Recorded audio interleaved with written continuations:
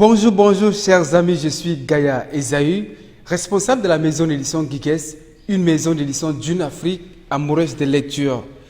Aujourd'hui, nous allons étudier le livre Journaliste africain, apôtre de la paix, de l'écrivain, pasteur et journaliste Serge Patrick Mumbe.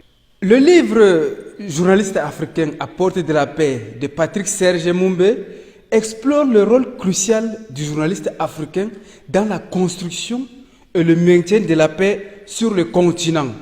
Né à Douala, dans l'Adamawa au Cameroun et originaire de Bamougoum dans l'ouest au Cameroun, Patrick Serge Mumbe exerce actuellement comme pasteur, journaliste et aumônier.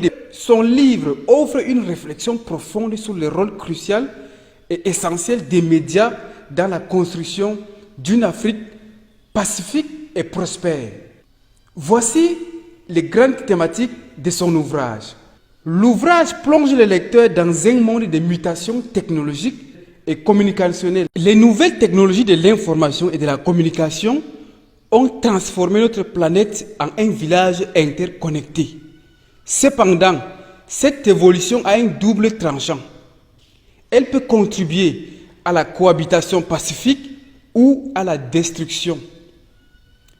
L'auteur souligne que la communication est un don puissant de Dieu à l'humanité, mais elle peut aussi répandre des mensonges et des demi-vérités. Dans ce contexte, le rôle du journaliste africain devient crucial. La quête de la paix. La paix est une denrée rare et inestimable. Malgré les difficultés, elle demeure essentielle pour l'humanité. Le journaliste africain, en tant que pédagogue du peuple, est appelé à bâtir cette paix dans les cœurs. Il est l'intermédiaire entre les médias et les populations, chargé de développer des sentiments positifs, d'édifier, d'encadrer et de consolider l'esprit de tolérance et de paix. Toutefois, s'il dévie de cette mission, il peut devenir une source de conflit, niant ainsi sa responsabilité sociale. Responsabilité sociale du journaliste africain. Le journaliste africain doit être un apôtre de la justice et de la paix.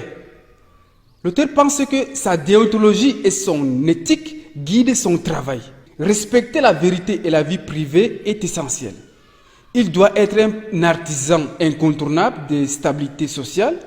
L'Afrique, confrontée à la pauvreté, à la violence et aux calamités naturelles, lutte pour maintenir la paix et léguer un avenir meilleur.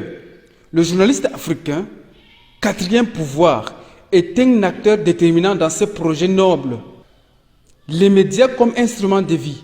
L'auteur appelle à ce que les médias africains soient des vecteurs de vie, non des morts. Ils doivent promouvoir la justice, la culture de la paix et le vivre ensemble. L'Afrique a besoin d'une presse citoyenne et responsable, engagée dans la construction d'une société paisible et démocratique. Les gouvernements doivent être soutenus par les médias dans leurs efforts de développement et de préservation de la paix.